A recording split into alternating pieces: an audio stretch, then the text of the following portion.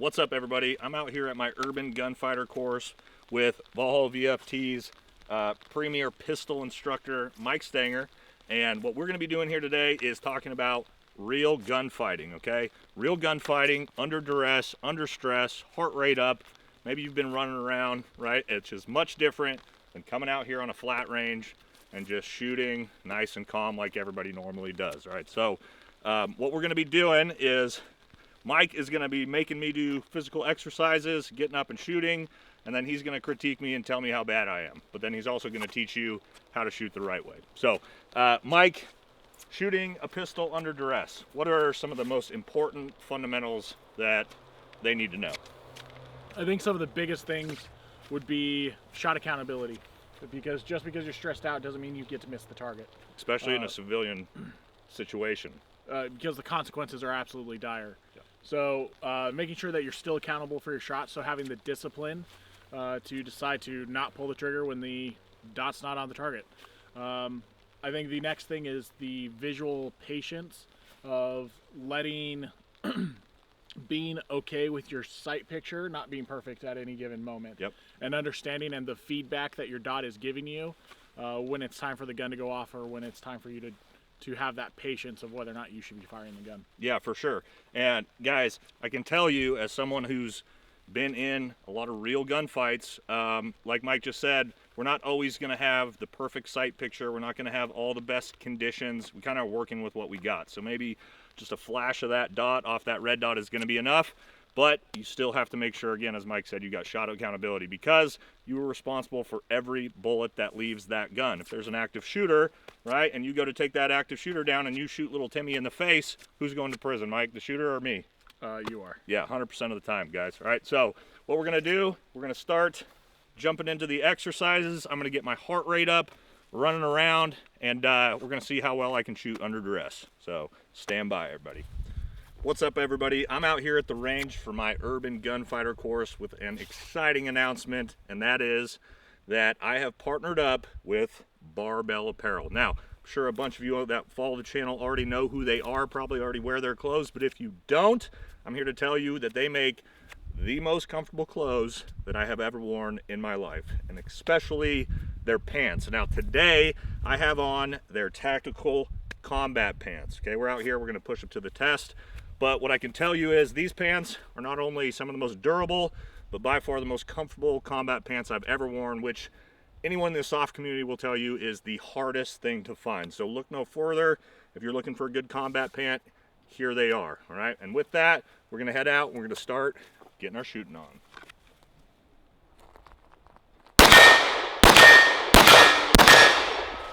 All right, guys, so first thing we're gonna do here, okay, and again, I've got the body armor on just to make this harder and more realistic from a combat perspective. All right, Mike, he's gonna force me to do physical exercises. I'm gonna get up and then have to engage this steel by whatever round count he decides as we go, okay? And Mike, we are working from what distance? 25 yards. 25 yards, and is 25 yards an easy pistol shot for most people? Generally speaking, no. Most people don't go past 7. Yep. But is there a realistic likelihood I may have to engage a target at 25 meters? Well, have you ever been to a Walmart and one side of the aisle to the other? Yep, there we go. All right, so, Mike, what am I going to be doing here? Okay, so I'm going to have you run through, you should ever play basketball down in school? I did. Okay, so you know what suicides are? I did, yeah. Okay, so, all right, Mike's going to fuck with me, as you guys can see. This is supposed to be, like, easy, but apparently we're doing the worst thing right out the gate. Okay, so what am I doing? So what we're going to have you do is I want you to start out with 10 air squats and 10 push-ups. Okay. We're going to run to the 10-yard line. Okay. You're going to fire 5 rounds on steel. Okay. Run back here. Yep. And then repeat, and we're going to work our way back to, and we're going to finish at the 25-yard line. So you're going to go 10, 15, 20, 25. All right, I didn't think I was going to be running, so this is going to be less fun than I thought. All right, so we start in push-ups, air squats, run, come back. All right, we ready? All right, shooter ready. All right. Go.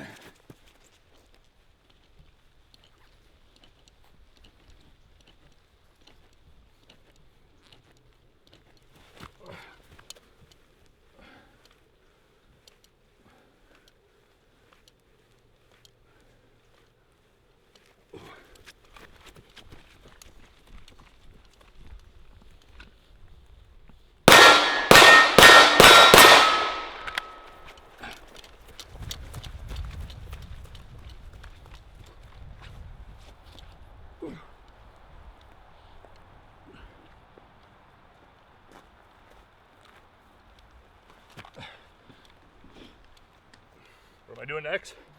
Run to the 15-yard line. Okay.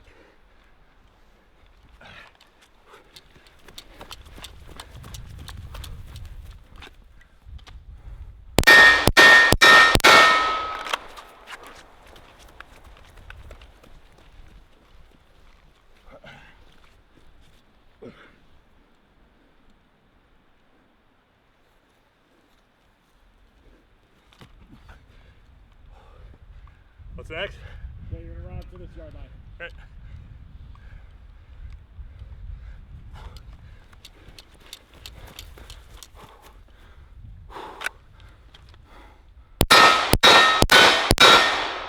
Okay, back to the 25. What am I doing? Push-ups and air squats, and then we're gonna finish with 5 rounds.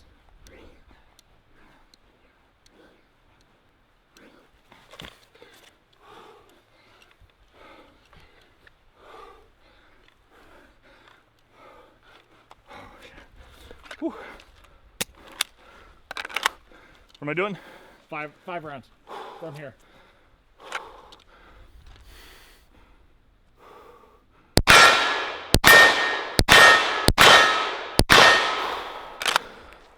Oh, okay. So that shouldn't be as hard as it is, but you can see even just doing something like that in kit, shooting under duress, it's got my heart rate up, but shot pretty decently. We'll have Mike talk so I can catch my breath here. Give some importance of maybe the importance of grip, especially while shooting under duress, and how that affects their ability to stay accurate. So often what gets talked about with shooting a handgun is people think about their sights way too much and pulling the trigger way too much. And really those are two red herrings. In order to shoot a handgun well, you have to have a good grip. That is the foundation to handgun shooting. And so whether or not you're doing these kind of exercises, you're out at a competition, or you're just simply going to the range with buddies, you have to work on your grip, and that is the biggest priority.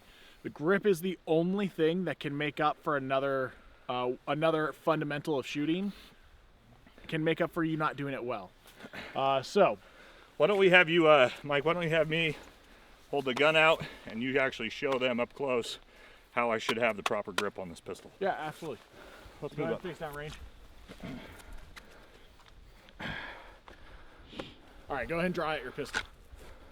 So I think one of the best things, the first place you have to start is with your dominant hand. What's actually pulling the trigger?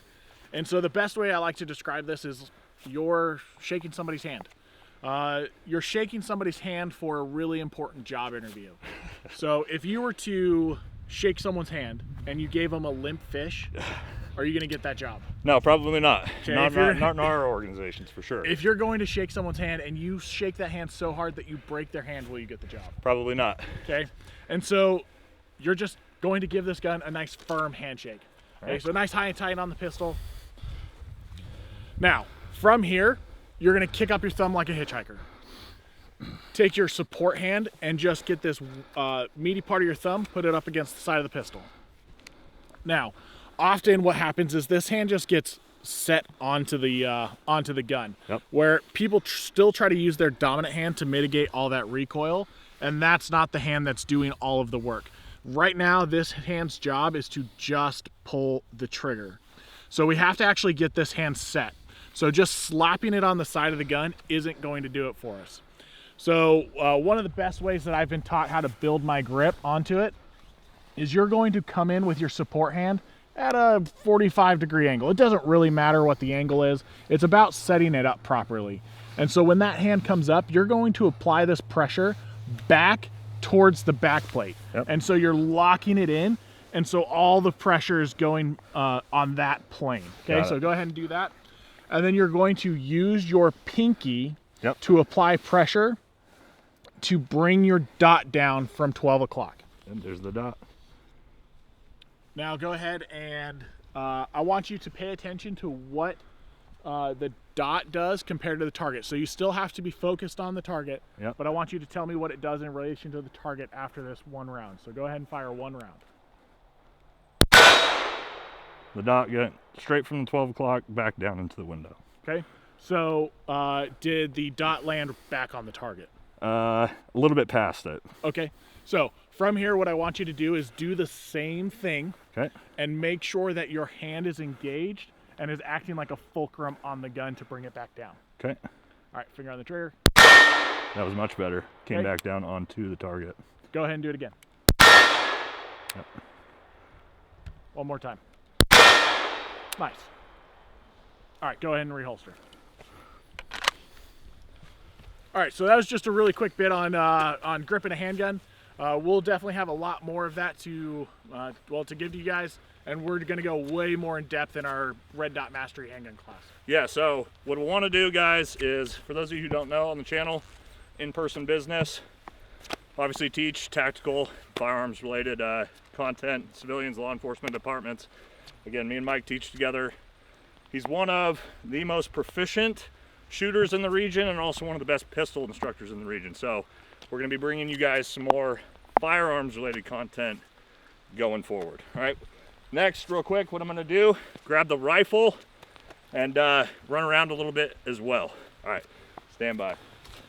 All right, guys, so next part of fighting under duress that I'm going to do here is working with the rifle. Okay, rifle a lot easier to manipulate, especially while under duress, but still difficult once we get our heart rate up. And what I'm going to do here is kind of a stress shoot lane where I'm going to sprint up to my first line of fire. I'm going to engage some steel targets. I'm going to move forward. I'm going to do some shooting while moving, and then I'm going to move across the entire range, finishing up with a pistol corral at the end, which is going to really test my ability to shoot accurately while under duress. All right, so yeah, we're going to get going. Here we go. Mike, you ready? All right, here we go.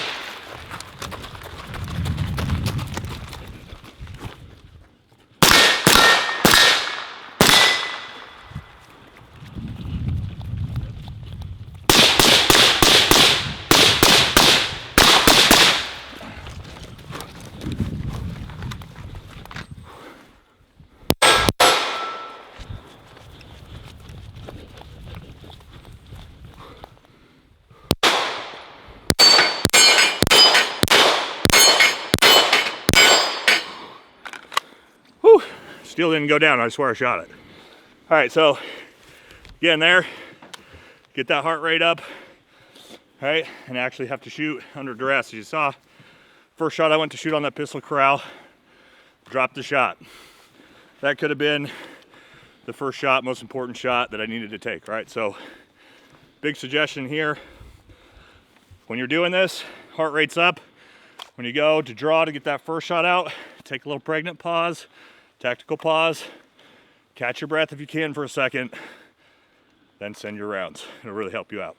All right, so yeah, guys, what I would suggest if you can, when you go out to the range, is integrate fitness into your gunfighting, into your range training. Because again, when you actually need to use this weapon system to defend yourself, there's a 99% chance you're going to be doing it under duress. You're going to be stressed, your heart rate's going to be up, and if you don't ever practice shooting, marksmanship, pistol fundamentals while under duress, while your heart rate's up, while you're active, you're not going to be ready to do it when it's a real world scenario. All right, guys, so we're going to have a lot more firearms and pistol content coming soon, but that's going to wrap it up for this one. Take care.